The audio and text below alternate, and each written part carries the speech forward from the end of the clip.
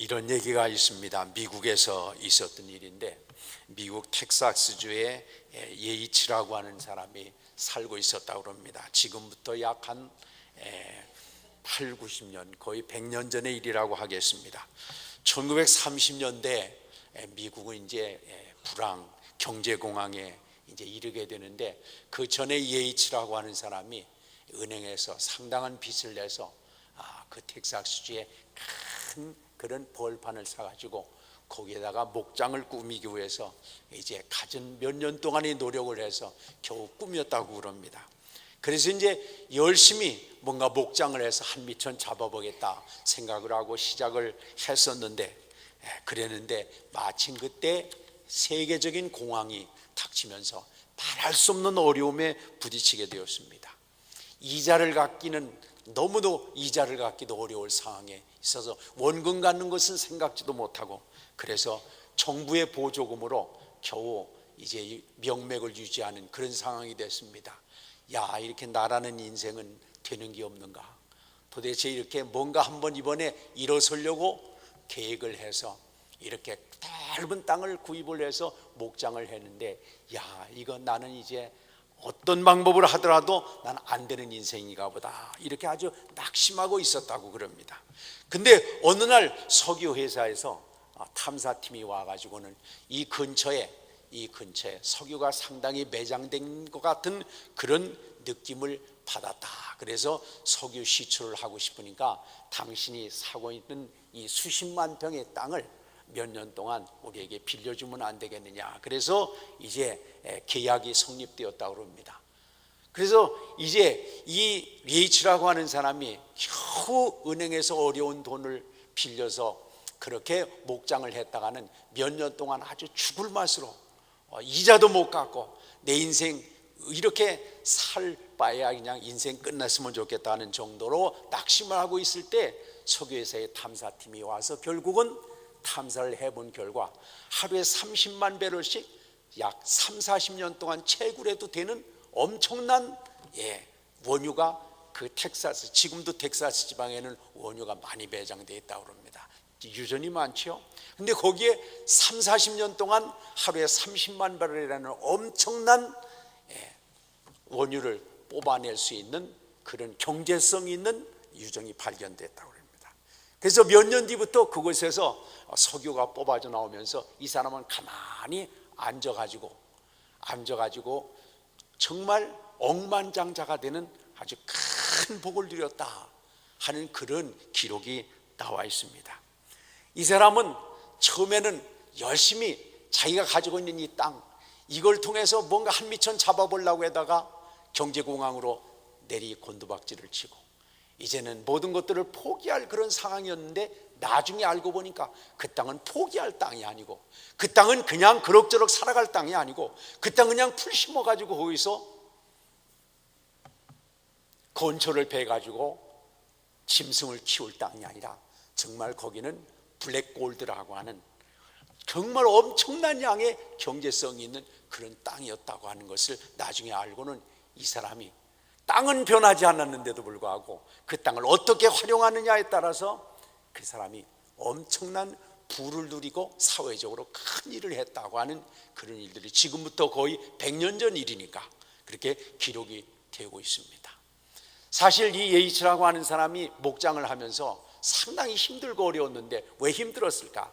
사실 자기는 빈털터리가 아닙니다. 그럭저럭 살아갈 사람이 아닙니다. 그 땅 밑에는 엄청난 그런 블랙 골드라고 하는 아주 원유가 매장되어 있었는데, 그걸 채굴하지 못하고, 그걸 끄집어내지 못하고, 그걸 쓰지 못하고, 그걸 활용하지 못하고 그냥 깔고 앉아 있으면서 내가 무엇을 깔고 앉아 있는지, 내 안에 무엇을 소유하고 있는지 그걸 알지 못해서 허덕이던 인생이었다 하는 그런 고백을 들어본 적이 있습니다. 예수 그리스도를 믿고 구원받은 하나님의 백성들에게 있어서도 마찬가지인 것 같습니다. 예수님을 믿던, 또 예수님을 따르던 백성들이 예수님께서 십자가에서 죽으시고 부활하시고 승천하시고 난 다음에 상당히 그들 마음속에는 야, 죽음이 다가 아니었구나, 예수님이 부활하셨구나 하는 그런 어떤 마음과 믿음이 약간은 같지만, 그러나 그들이 맥이 쭉 빠져 있었습니다. 예수님께로부터 3년 동안 말씀을 들었습니다.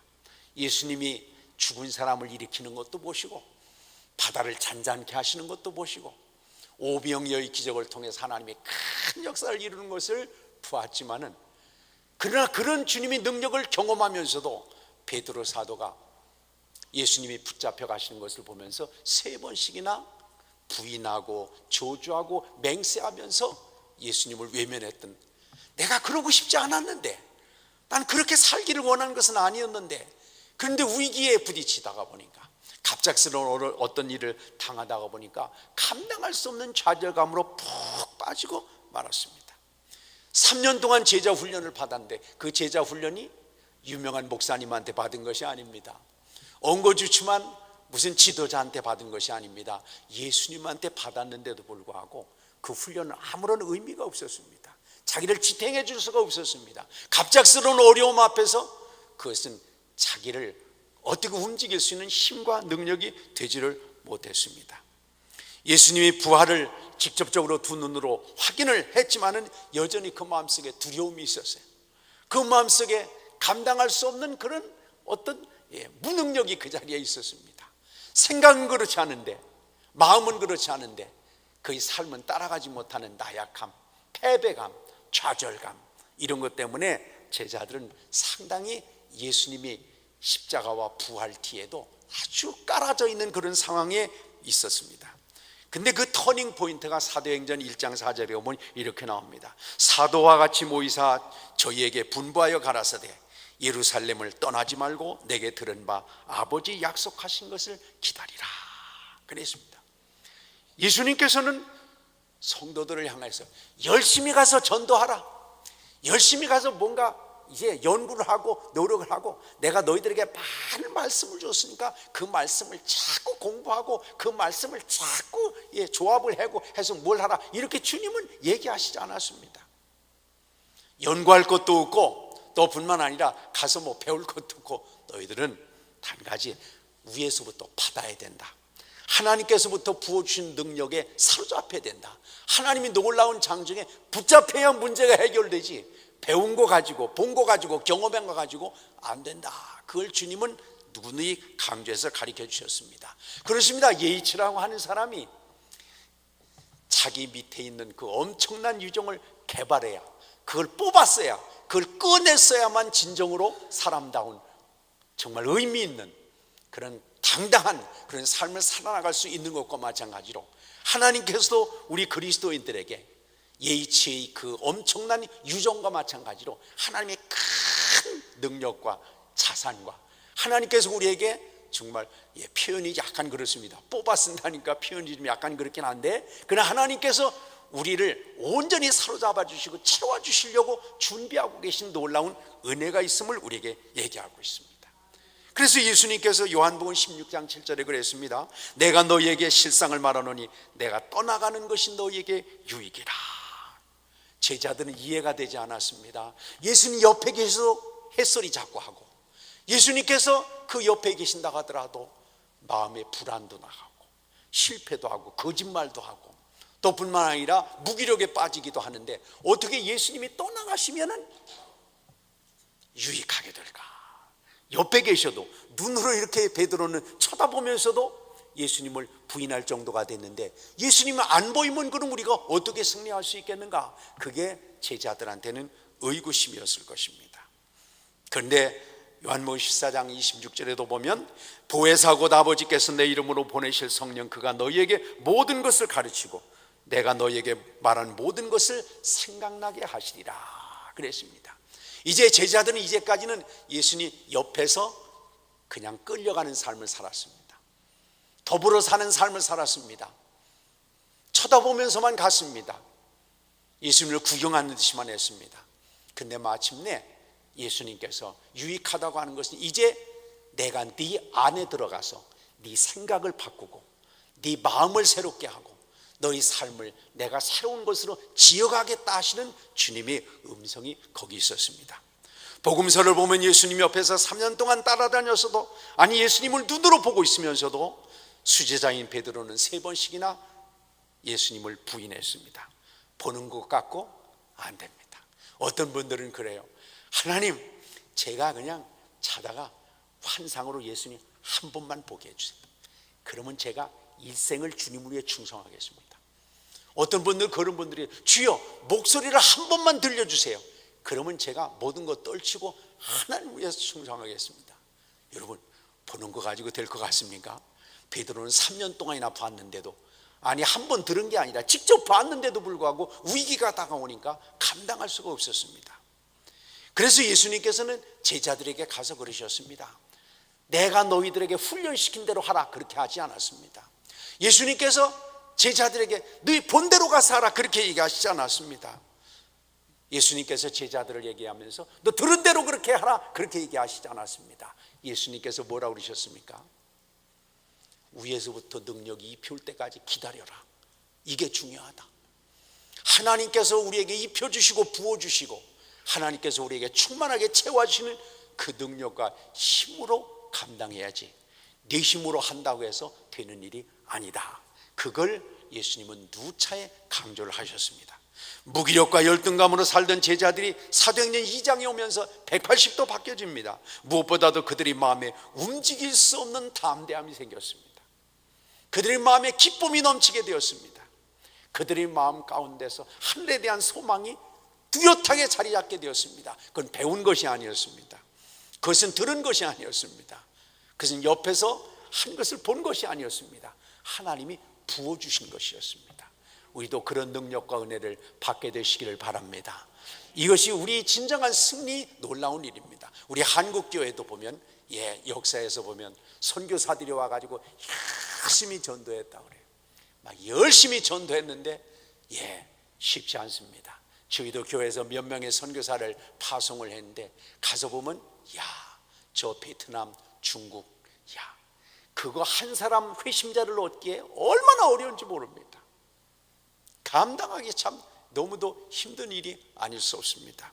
이 한 사람의 삶을 우리가 갖고 나가는 것 쉽지 않습니다. 우리 한국교회 선교사들이 와서 열심히 전도하는데 이게 사람이 변화가 안 됩니다. 쉽지는 않았습니다. 그래서 우리가 아는 것대로 1906년대, 7년대 이 선교사들이 모여가지고 이거 안 되겠다.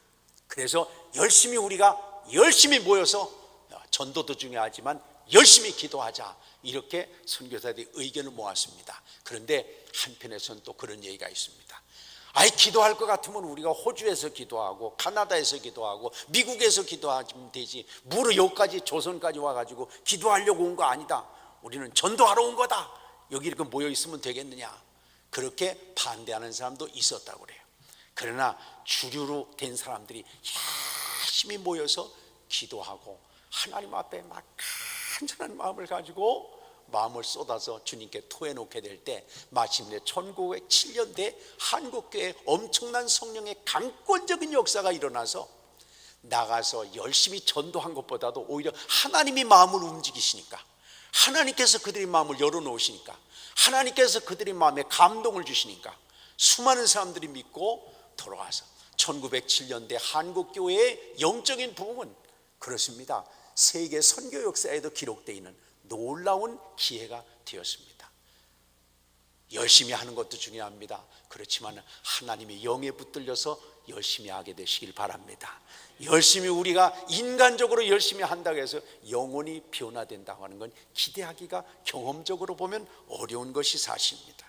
신앙의 확신과 용기와 담대함과 열정이 충만하게 위로부터 부어졌습니다. 머뭇거리던 그들이 입이 확 열렸습니다. 그들의 새로운 모습에 어떤 이들은 새술에 취했다, 그렇게 묘사를 했습니다. 정말 새술에 취한 것 같이 술 기운이 들어가면 겁이 없어집니다. 말이 많아집니다. 술 기운이 들어가게 되면 내 힘으로가 아니라 제3의 어떤 힘이 나를 움직여가는 경험을 여러 번 했을 것입니다.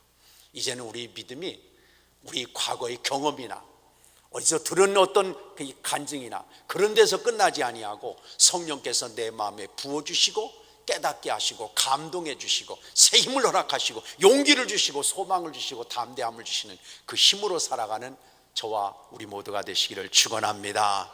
그렇습니다.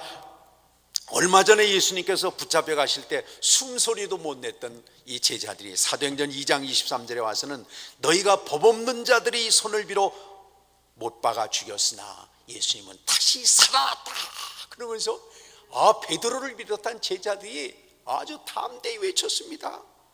아직도 로마 군병이 칼날이 번쩍번쩍 빛나고 있었습니다. 예수님을 십자가에 못 박았던 그런 군병들이 지금도 살아 있습니다. 대제사장들이 지금 눈에 불을 켜고 그들을 주시하고 있는 가운데 있었습니다. 예전 같으면 도망가고 숨고 아니라고 부인하고 그럴 사람들인데도 불구하고 당신들이 법 없는 자를 못 박아 죽였다 그러면서 담대히 외칠 수 있는 아주 그 용기가 생겼습니다. 담대함이 생겼습니다. 그럴 때마다 하나님께서 듣는 사람들이 마음을 막 움직여 주시고 은혜로 역사해 주셨습니다. 그래요, 이게 제정신 가진 사람이 아닙니다. 사실 믿음이라고 하는 것은 제정신으로 살아가는 게 아니고 예수정신, 나가서는 성령께 사로잡힌 것이 진정한 믿음입니다. 오늘 우리 한국교회가 어떻게 보면 기독교의 역사, 믿음의 역사를 오늘 한국교회는 말씀이다 그래가지고 그 성경에 있는 것을 쪼개고 분석하고 갖고 나가고 이렇게 해서 오히려 기독교를 어떤 교훈적인 종교로 그렇게 내려놔서 우리가 무기력한 가운데 빠진 것도 사실입니다. 아무리 성경을 많이 공부한다고 하더라도 성령께서 거기에 생명을 불어넣지 않으시면, 성령께서 그 마음의 감동으로 그것을 인격으로 바꾸지 않는다면 그 성경 지식은 그냥 교만하고 지식적인 것으로 끝나기가 쉽습니다. 우리 모두가 무엇보다도 하나님의 성령에 사로잡혀서 하나님의 영적인 능력 안에 붙들려서 하나님의 영광과 새 생명의 역사를 이뤄가게 되시기를 바랍니다. 그래서 사도행전 17장에 보면 초대교회 성도들은 다른 게 아니었습니다. 천하를 어지럽게 하는 사람이었습니다. 세상을 변화시켜가는 사람이었습니다. 세상을 새롭게 생명으로 불어넣어가지고 새로운 역사를 이루는 그런 사람들이었습니다. 제자들이 어쩐 일인지 세계 최강의 대로마의 군사력으로 또 깰 수가 없었습니다. 끈질긴 유대인의 회유와 핍박과 또 압력에도 불구하고 그들은 세상 사람들이 어떻게 처리할 수 없는 아주 강력한 능력 있는 힘 있는 그런 사람들이 되고 말았습니다. 그래서 히브리서 11장 38절의 표현에 의하면 초대교회 교인들은 이런 사람은 세상에 감당치 못하도다 그렇게 고백을 했습니다. 그런 능력 있는 삶을 갖고 나가게 되시기를 바랍니다. 배우는 것이 아닙니다. 들은 것이 아닙니다. 결심을 하고 뛰는 것이 아닙니다. 하나님께서 우리 마음속에 확 사로잡아 주셔서 우리를 이끌어 나가실 때 우리는 하나님의 사람이 되었습니다. 신령한 은혜의 사람이 되었습니다. 그 비결이 뭘까? 사도행전 1장 4절에 보면 아버지의 약속하신 것을 기다리라 하고 난 다음에 14절에 가서 보면 더불어 마음을 같이하여 기도에 전혀 힘썼다. 다시 얘기한다면 모든 해결점을 내가 찾지 않고 모든 관점을 내 입장이 아니라 하나님께 맡겨서 주님이 죽으라면 죽겠습니다. 살라면 살겠습니다. 행하라면 행하겠습니다. 이렇게 그들이 막다른 골목에서 주님께 맡기게 될 때 하나님이 영으로 그들을 확 사로잡아 주시고 인도해 주셨습니다. 그렇습니다. 생각을 해보세요. 예수님께서 십자가에서 죽으시고 부활하시고 승천하셨습니다. 제자들은 기댈 데가 없었습니다. 그래, 예수님에 비하면 우리는 아무것도 능력이랄까 뭐 그런 게 뭐가 있겠습니까? 예수님이 죽은 자도 살리셨던 예수님, 풍랑도 잔잔하게 하셨던 그 예수님도 십자가에서 죽으셨는데, 그리고 그냥 할 수 없이 엘리 엘리 라마 사막다니 하시고 죽으시고 가셨는데, 제자들이 생각을 해요. 우리는 그냥 갈릴리 바다에서 생선 비린내나 풍기고 살아가던 정말 사회적인 신분으로 봐서도 그렇게 내놓을 것이 없는 우리들인데, 하나님, 저희가 기댈 데가 하나도 없어요. 저희가 맡길 데가 하나도 없어요. 무슨 정치적인 압박을 받는다고 하더라도 무슨 어떻게 아는 사람이 줄이 있어야 가서 줄이 있어야 부탁을 하죠. 근데 이 갈릴리 바닥에서 살던 예수님의 제자들은 사회적 신분도 그런 사람들입니다. 그러니까 그들은 기댈 데가 없었습니다. 오직 기댈 데는 하늘밖에 없었습니다. 하나님께 부르짖어 나갈 수밖에 없었습니다.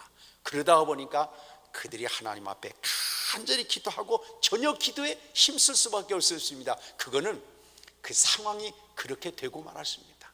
하나님께서 그런 그들을 통해서 하나님의 은혜의 역사를 이뤄 가셨습니다. 저는 그걸 보면서 그런 생각을 해봤습니다. 예수님이 수제자가 누굽니까? 베드로 아닙니까? 근데 저는 생각을 해요. 참 예수님도 참 안쓰럽다 이 생각이 들을 때가 있어요. 왜 그러냐면 수제자로 뽑아놨다는 베드로의 스펙이 뭐예요? 학력이 뭡니까? 학력이 있습니까? 나이가 뭐 팔팔합니까? 뭐 생긴 것도 그냥 그렇게 그런 것 같습니다. 그런데 왜 하필이면 예수님께서 이 세계를 다 복음으로 변화시키겠다고 하니, 이 세상을 다 능력과 권능의 손으로 바꾸겠다고 생각하면서 수제자를 겨우 세워놨는데 학력도 그렇고 생긴 것도 그렇고 직업도 그렇고 출신도 그렇고 그렇게 예수님 인물이 없었습니까? 인물 보는 눈이 없었습니까? 왜 그렇게 됐습니까? 근데 하나는 그랬습니다. 이렇게 해서 잘난 놈, 그렇게 해서 잘난 놈, 이렇게 해서 잘난 놈, 지힘 가지고 해가지고는 세상을 변화시킬 수가 없는 거죠.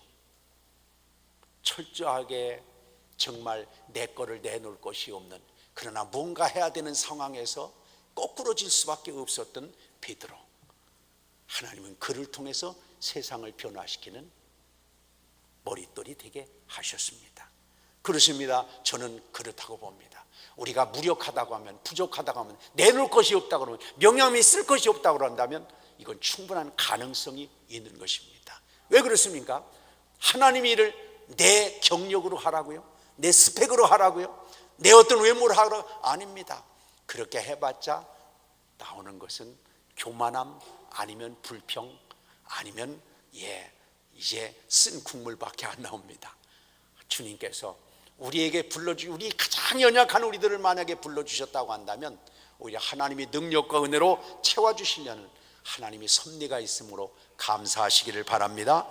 그래서 오순절날이 이미 이름에 저희가 한 곳에 모였더니 호련히 하늘로부터 급하고 강한 바람이 같은 소리가 있어 저희 앉은 온 집에 가득하여 저희가 다 성령의 충만함을 받고 나니까 그 당시에 최고의 군사력을 가지고 있던 로마 제국, 문화적으로 세상의 모든 것들을 다 지배하고 법적으로 모든 체제가 완벽했던 그 로마 제국을 무너뜨린다고 그럴까요? 그 로마 제국을 복음으로 정복할 수 있었던 것은 오히려 가장 무기력했던, 가장 못났던, 가장 명함 내놓을 곳이 없었던 그들. 왜요? 그들은 하나님만을 의지할 수밖에 없었고, 그러므로 하나님 부어주신 은혜로 하나님이신 큰 역사를 이루어가게 되었습니다. 우리가 연약합니다. 부족합니다. 어떤 때는 내가 왜 이렇게 못났을까? 내가 이렇게 내놓을 게 없을까? 내가 이렇게 다른 사람들한테 자랑거리가 없을까? 어떤 때는 낙심될 때도 있고, 하나님 제가 덕이 안 되네요. 믿으면서도 내가 이 모양 이 꼴인 것 같아서 정말 죄송합니다. 이럴 때도 있는 게 사실입니다. 그러나 그때가 바로 기회가 되는 줄 믿으시기 바랍니다. 하나님께서 우리에게 하나님이 것으로 채워주시고 하나님이 것으로 인도하시기 위해서 하나님 주신 은총입니다. 많이 배웠으나 많이 보았으나 흔들리던 제자들이었는데, 그런데 성령에 강력하게 임하자마자 움직일 수 없는 구원의 확신, 기쁨이 솟아났습니다. 담대함이 생겼습니다. 마음속에 평안이 넘쳤습니다. 또 하늘에 대한 놀라운 소망으로 충만하게 되었습니다. 죽음이 두렵지 않게 됐습니다. 가장 귀중한 큰 복은 아마 그거였을지도 모르겠습니다. 이제는 내가 살아가는 모든 것들이 이제 천국을 향해서 하나님 주신 은혜의 보증수배를 실현한다는 그런 삶을 살아가게 되니까 막 살거나 죽거나가 문제가 아니었습니다. 하나님이 나에게 이미 새로운 생명으로 이제 갈아타게 하신 은혜를 생각하면서 아주 기쁨으로 담대함으로 살아갔던 모습들을 봅니다. 뭐가 뭔지 알지 못하고 좌충우돌하던 제자들이 성령에 사로잡히자 하나님의 뜻을 분별할 수 있게 되었습니다. 첫 번째로 한 것이 고통받고 소외된 자들을 그냥 넘기지 않았습니다. 그래서 성경에 보면 사도행전 2장에서 성령의 충만함을 받고 난 다음에 3장에 가서 보면 거기서 안진뱅이를 일으킵니다. 보통 때 같으면 보이지도 않았습니다. 보통 때 같으면 그게 신경도 쓰이지 않았습니다. 그런데도 불구하고 하나님의 성령이 충만하게 임하게 되자 약한 자가 보였습니다. 연약한 자를 그냥 지나갈 수가 없었습니다. 자기가 가진 것이 없었지만 이때야말로 하나님의 역사라 생각하면서 그를 일으키지 않습니까?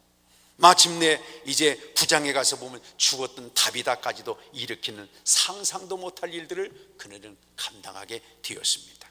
그들에게 뜨거운 마음을 주시고 능력을 부어주셨습니다. 사랑하고 싶어도 미워하고 욕하고 저주하고 싶고 짜증나고 원망하고 질투하고 괴로워하고 고통스러워하던 그런 사람들이 성령에 충만하게 임하게 되자 이렇게 장애인이 손을 벌려도 사랑하는 마음으로 긍휼히 여기는 마음이 생각됐습니다. 죽어있는 다비다, 죽으면 빨리 끝나야 될 거 아니겠습니까? 그럼에도 불구하고 그 아픔이 자기 아픔으로 마음속에 확 와닿으면서 뭔가 이거 하나님이 역사를 일으키려고 하시는 기회가 되지 않을까 보는 시각이 달라졌습니다. 보는 입장이 달라졌습니다. 스데반 집사님을 한번 생각해 보시기 바랍니다.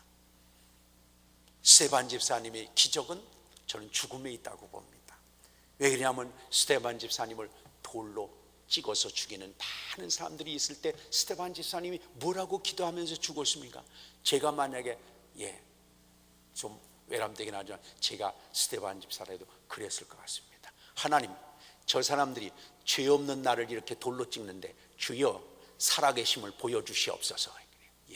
돌을 들고 있던 돌이 갑자기 중풍이 걸려서 쓰러지게 주여 하나님 살아계심을 보여주세요. 갑자기 돌로 스데반 집사님 머리통을 치는데 그때 하늘에서 그냥 벼락이 짜자자자자 해가지고 이게 하나님 무서운 걸 보여주시옵소서. 아마 저 같아도 그렇게 기도했을지도 모르겠어요. 왜요? 들떨어져서 그렇죠. 스데반 집사님이 그랬어요. 하나님, 저들을 용서해 주시길 바랍니다. 근데 왜 그렇게, 여러분, 돌에 맞아 죽는 게 얼마나 처참했겠습니까? 얼마나 막 머리가 깨지고 눈이 빠져나오고 막 이게 얼마나 정말 생각만 해도 소름 끼치는 일이 아니겠습니까? 그런데도 보세요. 스데반 집사님이 신령한 눈이 다 열려지고 성령의 충만함을 보니 충만함을 가지고 신령한 눈이 열려지니까 하늘의 영광의 보좌를 보게 되니까 눈이 빠지는 거 이거 신경 쓸 일이 아니었습니다. 이런 거 가지고 이렇게 싸우고 이럴 일들이 전혀 아니었습니다. 이게 전혀 그에게 그렇게 신경 쓸 일이 아니었습니다. 왜요? 하늘의 충만함으로 그 마음에 확 와닿으니까 오히려 스데반 집사님은 자기를 찍고 있는 그 영혼들이 불쌍하게 여기지. 이게 내가 지금 죽는다고 하는 거, 그걸 그 이상은 초월한 것입니다. 예수님 믿는 사람은 그렇지 않습니까? 이 세상에 살려주시면 하나님께서 주시는 은혜의 기회다 생각하고 열심히 하나님 앞에 충성할 거고, 하나님이 오라 그러시면 우리는 어떻게 해야 되겠습니까? 가는 겁니다. 근데 우리는 살리는 것만 하나님의 능력이라고 생각하는데 이 스데반 집사님은 죽는 것도 하나님의 능력이라고 봤습니다. 왜요? 신령한 눈이 열려지게 되니까. 그렇게 되니까 그 놀라운 사랑의 마음을 가지고 그들을 용서하고, 그래서 성경은 잔다 그런 표현을 갖고 있지 않습니까? 우리는 예수님을 믿어가면서도 지극히 우리 중심적으로 꼰뜨하면 사람들이 보는 거예요. 자기 마음에 안 맞게 행동하면 꼭 저 사람한테 뭐가 들렸다고요? 막이 들렸다고 그래요. 목사한테 반대하면 무조건 막이 들렸다고 그래요. 그건 막이 아니요. 그거 막이라고 얘기하긴 좀 그러네. 그런데 자기 중심적으로 믿음을 가지고 있으면서도 우리가 삶을 살아가기가 참 쉽습니다. 여러분, 이제는 내 안에 서지 말고 주 안에 서시기를 바랍니다. 이게 성령의 충만함과 인도하심을 받게 되니까 스데반 집사님의 눈이 열려지게 되고 놀라운 역사가 일어났습니다. 그래서 성경은 그렇게 얘기합니다. 우리가 성령으로 살면 또한 성령으로 행하는 삶을 살아야 되지 않겠는가. 인간의 최고의 정말 승리하는 길이 있다면 그것은 바로 성령에 사로잡혀 살아가는 길이라고 할 수 있습니다. 초기 낭만파의 대표적인 독일 작가로서 1800년대에 살았던 멘델스존이라는 유명한 작곡가 겸 연주가가 있었는데요. 이 사람이 이제 유럽을 여행하면서 그랬다고 그래요. 유럽을 여행하면서 어떤 큰 성당에 아주 유럽에서 그 근처에서 대단한 좋은 오르간을, 파이프 오르간을 성당에서 이제 설치를 했다는 얘기를 듣고, 이 멘델슨이 그 파이프 오르간의 연주자의 한 사람이었는데 아주 유명한 작곡가이기도 하죠. 근데 이제 그 성당에 한번 그걸 연주해 보고 싶어서 좋은 파이프 오르간이 설치되어 있다는 얘기를 듣고 그 성당을 찾아갔다고 그럽니다. 성당에 가보니까 정말 그날 따라서 그 파이프 오르간이 그 성당의 연주자 겸 관리인이 그 파이프 오르간을 이제 손보고 있었습니다. 한참을 기다려서 이 멘델슨이 거기에 가가지고 그렇게 얘기를 했대요. 선생님, 파이프 오르간이 너무 좋은가 봐요. 그런데 제가 한번 잠깐만 좀 연주해 봐도 되겠습니까? 멀리서 제가 왔는데 이 성당에 이렇게 좋은 파이프 오르간이 있다는 얘기를 듣고 한번 연주해 보고 싶어서 왔습니다. 그렇게 얘기를 하니까 그 성당의 오르가니스트가 아래 위를 쳐다보면서, 감히 가까이 오지 마. 이게 얼마나 비싼 파이프 오르간인데 잘못 만져서 고장나면 당신이 책임질 거야? 가까이 오지 마. 딱 막았습니다. 근데 너무너무 이 멘델슨이 그걸 연주하고 싶었나 봐요. 조금 뒤에 있다가 다시 가가지고, 선생님, 아주 오래 하지 않을 테니까 잠깐만이라도 한번 연주해 보고 싶어서 제가 먼 길을 이렇게 소문을 듣고 왔습니다. 그런데 이 성당 연주자가 또 거절을 했습니다. 당신 같은 사람에게 이런 파이프 오르간을 만지게 할 수는 없다. 이게 보통 기계가 아니다. 그렇게 얘기를 했습니다. 근데 끈질기게 부탁을 하니까 겨우 이 성당 관리인 겸 파이프 오르가니스트가 그 멘델슨에게, 잠깐이야, 조심해, 알아서 주의를 단단히 주고 나서 허락을 했다 그래요. 이 멘델슨이 파이프 오르간에 딱 앉아서 잠깐 동안 기도를 하고 드디어 파이프 오르간을 연주를 하기 시작을 했는데, 잠깐 동안 이 성당 연주자가 화장실에 갔다 오는 순간에 성당에 들어오면서 이 오르가니스트가, 야, 내가 지금 죽어서 천국에 들어와 있는가? 정말 천군 천사의 찬양과 영광성이 그 천국에 가득 찼던데, 야, 정말 여기가 지금 이 세상인가 천국인가, 막 그 파이프 오르간에서 나오는 그 정말 장엄하고 정말 화려하고 정말 감동적인 선율에 확 젖어가지고 막 이 사람이 너무너무 감동이 됐다는 거예요. 그래가지고 시간 가는 줄 몰랐는데 다 끝나고 나서 물어봤다는 거예요. 아유, 선생님 누구십니까? 제가 멘델슨이라고 그럽니다. 깜짝 놀랐어요. 이 파이프 오르간 성당 관리인이 멘델슨이라는 이름은 알았지만 그 당시가 무슨 오늘날 같으면 얼굴이 뭔지 스마트폰으로 금방 딱 보지만 그 당시엔 그런 게 없잖아요. 이 사람이 누군지를 알지 못했다가 이름만 들었던 멘델슨이라는 얘기를 듣고 이 사람이 큰 감동을 받게 되었다는 거예요. 그러면서 그 앞에서 무릎을 탁 꿇고 눈물을 철철 흘리면서, 용서해 주시기 바랍니다.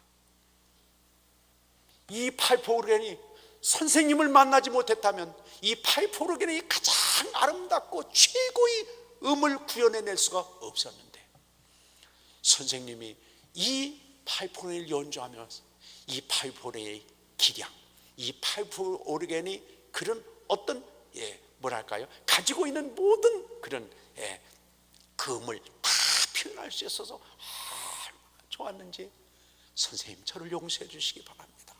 그러고 엎드려 눈물 흘리면서 빌었다는 것입니다. 근데 저는 그런 생각을 해봐요.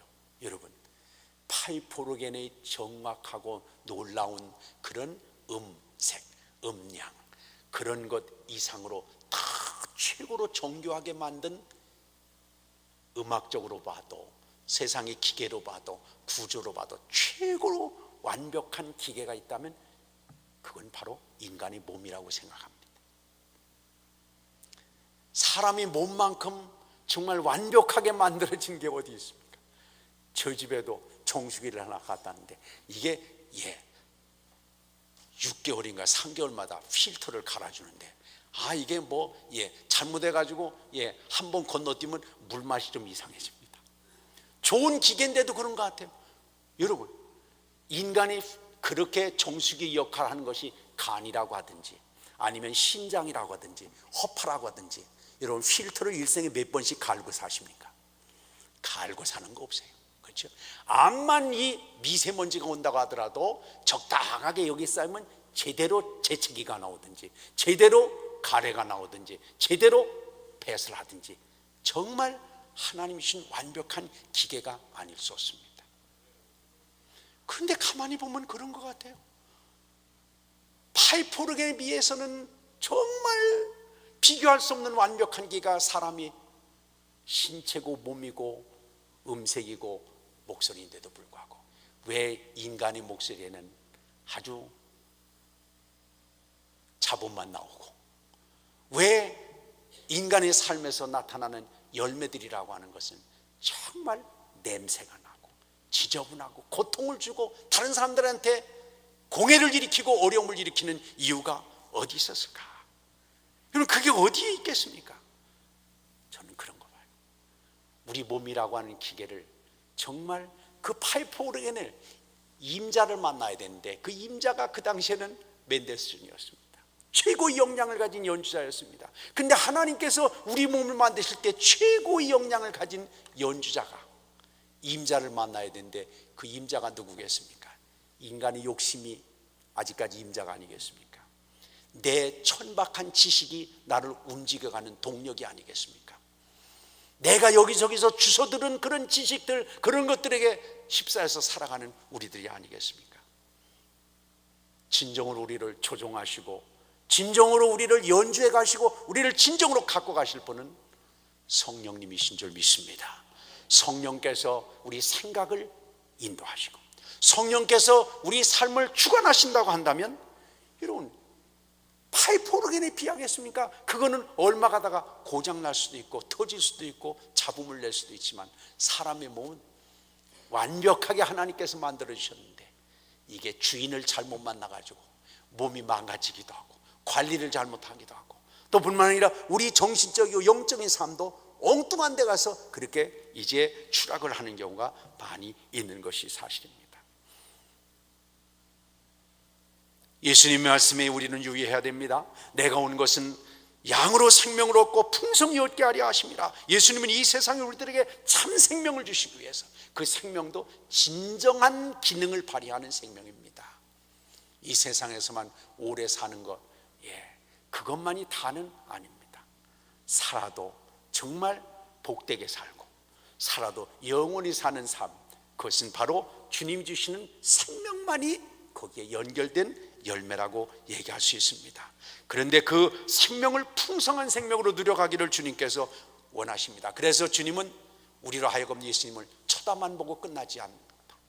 예수님은 생각만 하다 끝나지 않는 것이 아니라 우리 안에 주님께서 자리를 잡고 계셔서 우리 심령에, 우리 심령 깊은 곳에, 우리 영혼 깊은 곳에 찾아오셔서 우리를 움직여 가셔서 우리를 근본적으로 하나님의 영광의 역사를 위해 갖고 가기를 원하십니다. 2세기의 어떤 성도가 왕 앞에 끌려갔습니다. 왕은 그에게 그리스도교와 예수를 포기하라고 종용을 했습니다. 왕은 이렇게 얘기를 했다고 그래요. 만약에 네가 예수를 부인하지 않는다면 너를 추방하겠다.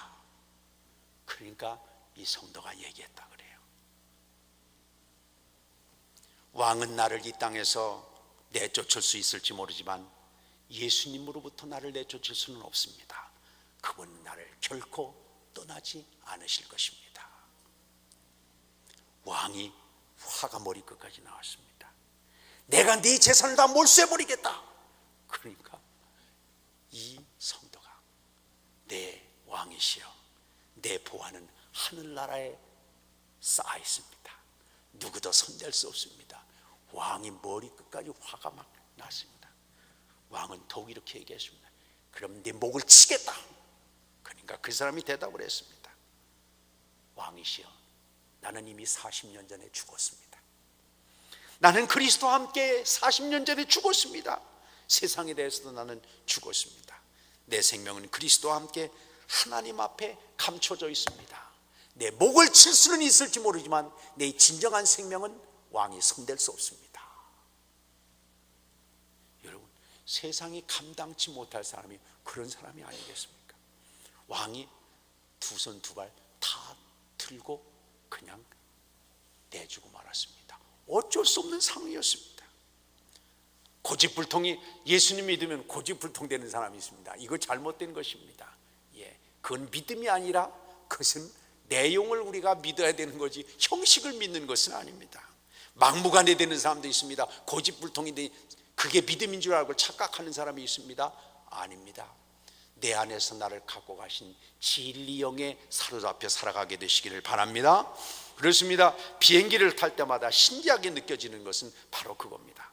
어떻게 많은 사람들을 태우고 짐을 더 많이 싣고 높이 올라갈 수 있을까? 생각을 해보세요. 그냥 여기서 펄쩍 뛴다고 하더라도, 제가 69km 나가는데 펄쩍 뛰어봐도 50cm도 못 올라갑니다. 근데요, 비행기가 보통, 생각을 해보세요. 비행기 한 대 한 300명 이상 보통 탑니다. 300명만 타겠습니까? 거기에 짐을 실은 걸 보세요. 그 엄청난 집에다가 쇳덩어리가 그 엄청나게 큰데도 불구하고 그 엄청난 쇳덩어리가 어떻게? 저는 비행기 탈 때마다 가끔 그런 생각, 이 비행기가 과연 뜰 건가, 이게 하늘로 올라갈 건가, 이게 가다가 이게 어떻게 되지는 않을까, 이 무거운 게 어떻게 올라가나, 나는 이게 몸이 무거워서 걷기도 힘든데. 근데요, 한마디로 이 엄청난 양의 무게 있는 비행기가 공기 힘, 바람의 양력, 이게 확 받으면, 그렇습니다. 우리가 생각을 해보면 기둥이 받치고 있는 것도 아닙니다. 쇳덩이가 받치고 있는 것도 아닙니다. 보이지 않는 공기인데도 불구하고 이 보이지 않는 공기가 확 그 날개를 밀어 올리게 되면 그 엄청난 양의 쇳덩어리가 하늘로 날아가는 놀라운 역사를 이루지 않습니까? 그렇습니다. 큰 바람이 불면 세상이 바꿔지게 됩니다.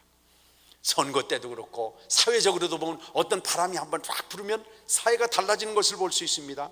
성령의 바람이 우리 심령에 불어와서 우리를 정말 땅바닥에 얽어매고 있는, 세상의 욕심 가운데서 그냥 엉거주춤해서 감당하지 못하고 있는 이런 것들을 딱 끊어버리고 영적인 활활 하늘을 날아가는 승리로운 길을 걸어가게 되시기를 바랍니다. 바람은 비행기를 띄우고 힘과 능력으로 변화를 가져옵니다. 기계 문제가 아닙니다. 몸이 문제가 아닙니다. 환경 탓할 것이 없습니다. 성령의 바람이 불면, 성령께서 역사하시고 인도하시기 시작을 하면, 이거는 사람이 할 수 있는, 계획할 수 있는 그런 거하고는 비교가 될 수가 없습니다. 기도의 무릎을 꿇고 하나님이 주신 샘축 성령의 샘을 파서 예지가 예전에는 그 엄청난 것을 깔아안고도 불평만 하고 살아갔다는데, 나중에 그걸 끌어올리고 난 다음에 정말 인생을 보람있게 산 것 같이 우리를 위해서 주님께서 허락하신 성령의 놀라운 역사를, 이제는 바라만 보지 말고, 이제는 구경만 하지 말고, 이제는 알지만 말고 내 안에서 샘처럼 솟아나 하나님의 영광의 역사를 이루는 그런 기회가 되시기를 바랍니다. 저희가 이제 성전 건축을 몇 년 전에 했는데요, 그거 참 먼저 여러 가지 신기한 점이 있었는데, 그 가운데 하나가 그게 H빔이라고 하는 이렇게 큰 T자 같이 되어 있는 그런 긴 철이 있습니다. 그 철을 갔는데 참 그 공사하는 사람들이 대단하긴 해요. 그거를 공사 현장에서 그거를 잘라 가지고 나사를 맞추는 것이 아니라 어디서 다 그렇게 재단을 해왔는지 거의 정확하게 맞게 나사 구멍까지 다 만들어 가지고 기증기를 서 철커덕 맞추면 돌아갑니다. 근데 가끔 문제가 있어서 현장에서 자르는 경우가 있었습니다. 그런데요, 이 H빔의 두께가 약 쇳덩어리가 한 1cm 내지 1.5cm 되는, 또 뿐만 아니라 이렇게 크고 이 정도로 큰 긴 H빔 쇠 기둥이 있지 않습니까? 그걸 뭘로 자르겠어요? 톱으로 자를까요?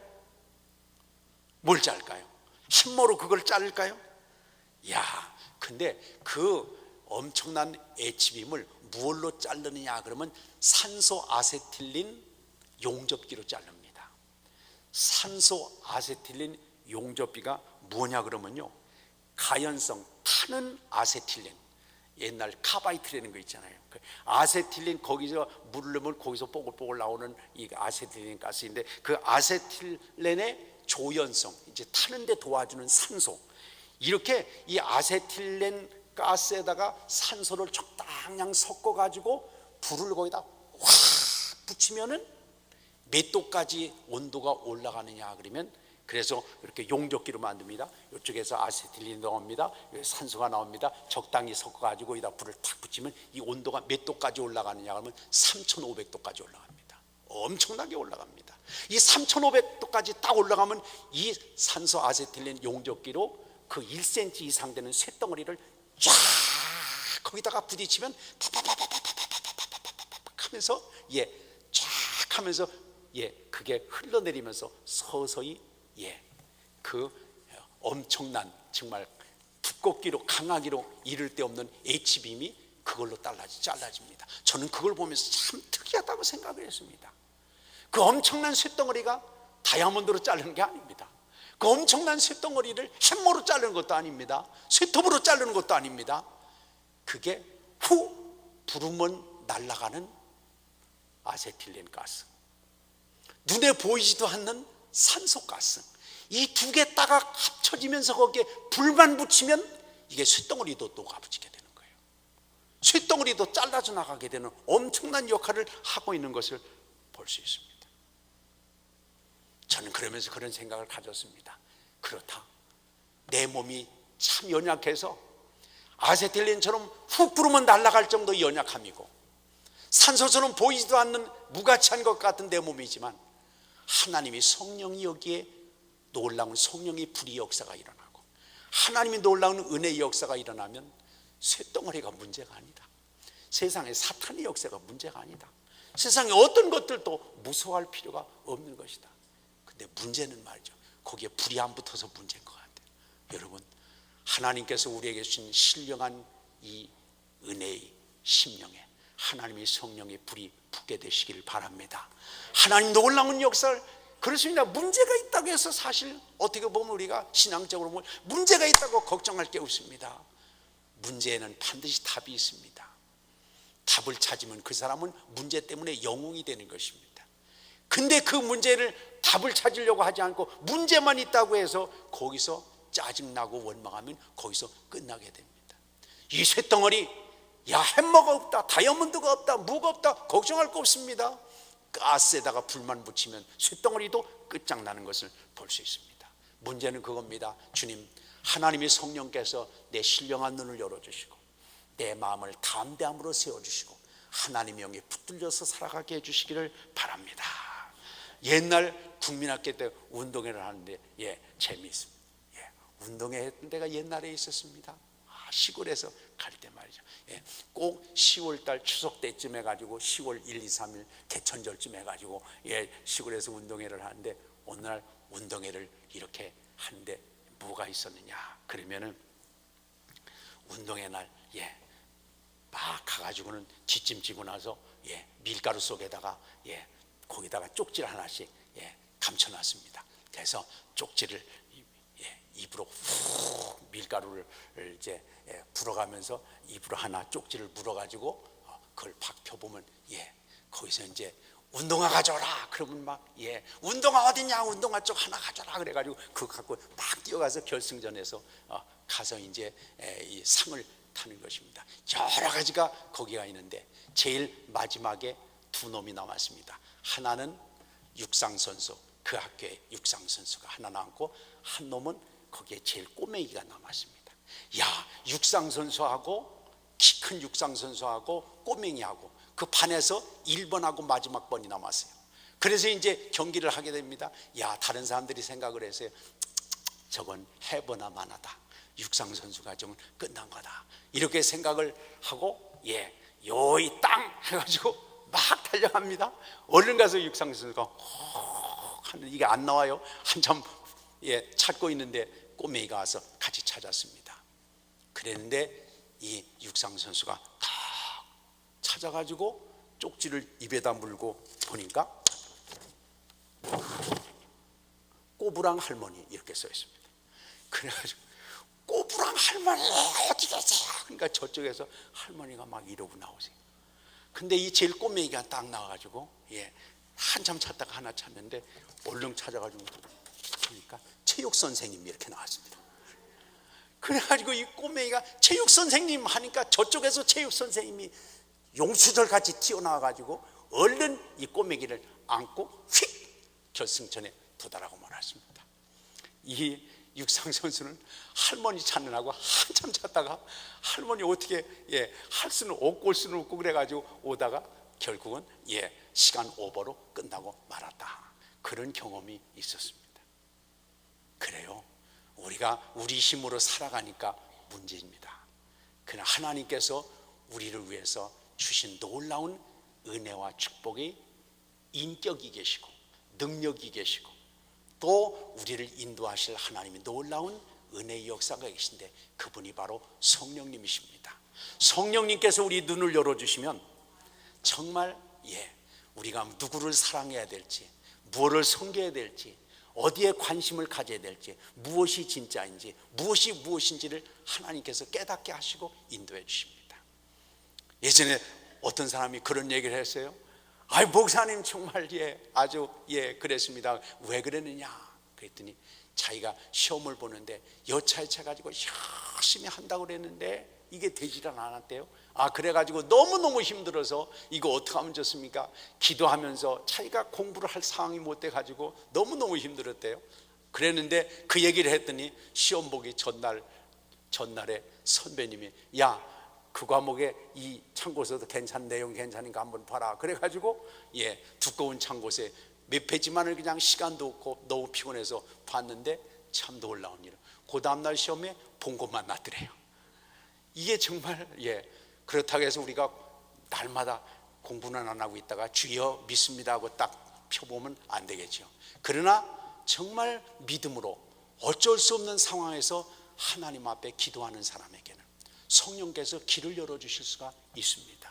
여기에 이 경험이 있는 사람들은 그 놀라운 하나님의 역사를 잊어버릴 수가 없는 거죠. 영국의 유명한 극작가인 버나드 쇼의 얘기가 있습니다. 이 사람이 짠다르크라고 하는 소설을 썼는데 희곡을 썼는데요. 이 짠다르크 유명한 아는 사람 있지 않습니까? 그래서 이 짠다르크를 소재로 한 성녀 조앤이라고 하는 걸로 노벨상을 받았다고 그래요. 근데 이 작품에 짠다르크 하나가 나오는데 이 짠다르크가 하나님의 음성을 듣고 프랑스를 위기에서 건져냈습니다. 위기에서 건져내서 정말 아주 위대한 영웅 아니에요. 짠다르크라는 처녀가 나오잖아요. 근데 그때 황태자 다우핀이라고 하는 황태자가 이 짠다르크를 불렀다고 합니다.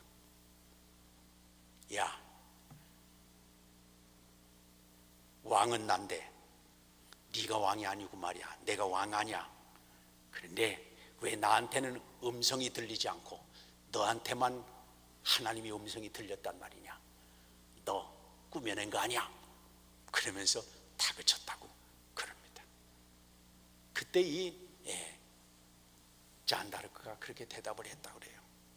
하나님의 음성은 분명히 당신에게도 들려옵니다. 그러나 당신은 들으려고 하지 않았을 뿐입니다. 당신은 저녁에 그 소리를 들으려고 황량한 들판에 앉아서 다른 거 다 끊어버리고 다른 생각 다 정리하고 보고 싶은 거 다 끊어버리고 듣고 싶은 거 다 끊어버리고 황량한 들판에서 오직 하나님의 음성만을 듣기 원해서 밤을 새워가면서 주님을 사모하고 기다린 적이 있습니까? 당신은 늘 하나님 앞에 기도한다면서 밥 먹을 때도 하고 뭐 할 때도 하고 이거는 하지만 그러나 진정으로 당신도 하나님 앞에 그렇게 정말 밤을 새워가면서 주님의 음성만을 기다리면서 사모하는 마음이 있었다고 한다면 하나님께서 당신에게도 하나님의 음성을 들려주었을 것입니다. 그렇습니다. 우리는 너무 신앙생활을 쉽게 하는 일면이 있는 게 사실입니다. 이렇게 저는 이 기도원에 온 여러분들이 너무너무 존경스러웠습니다. 저조차도 사실 이제 목사라고 오늘 하지만은 정말 이렇게 기도원에 가서 여러 날 동안 기도하고 이런 시간을 잘 갖기가 어려운 것이 현실입니다. 그럼에도 불구하고 여러분이 정말 다른 거 다 젖혀놓고 다른 거 다 막아놓고 다른 바쁘다고 하는 거 다 핑계대는 거 다 내려놓고 이렇게 하나님이 이 구별된 자리에 와서 하나님 앞에 씨름한다고 하는 거 이 자체가 어제도 말씀드렸지만 정말 하나님께서 우리에게 주신 정말 축복의 기회가 되지 않을까. 하나님 주신 놀라운 은혜가 은혜의 역사를 하나님께서 준비하시지 않았을까 그런 마음을 갖게 됩니다.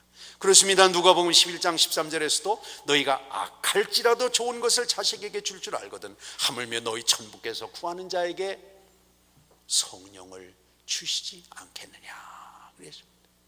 하나님은 우리에게 주시기 위해서 준비하고 계십니다. 하나님이 왜 성령님을 아끼시겠습니까? 우리에게 생명과 은혜의 역사를 주시기를 원하신데 근데 주님 말씀하셨습니다. 인자가 올 때에 믿는 자를 보겠느냐. 참 안타까운 일이 아닐 수 없습니다. 하나님께서 예비하신 놀라운 은혜와 축복들을 하나님은 주기 위해서 여러 가지 때로는 연단도 주시고 때로는 사람들한테 고통으로 몰아넣기도 하고 이럴 때면 좀 나를 쳐다볼까 하고 하나님께서 사인을 보내주셔도 이리 뺑게 저리 뺑기도 하고 그렇게 지나가지. 여기로 와도 그럴 것 같아요. 1, 2 지나가서 춘천으로 가고 1, 2 지나가서 동해안으로 가고 왜 오다가 여기 기도해야 될 여기에 와가지고 기도를 해야 되는데 기도를 안 하고 엉뚱한 데로 빠지는 사람이 얼마나 많겠어요.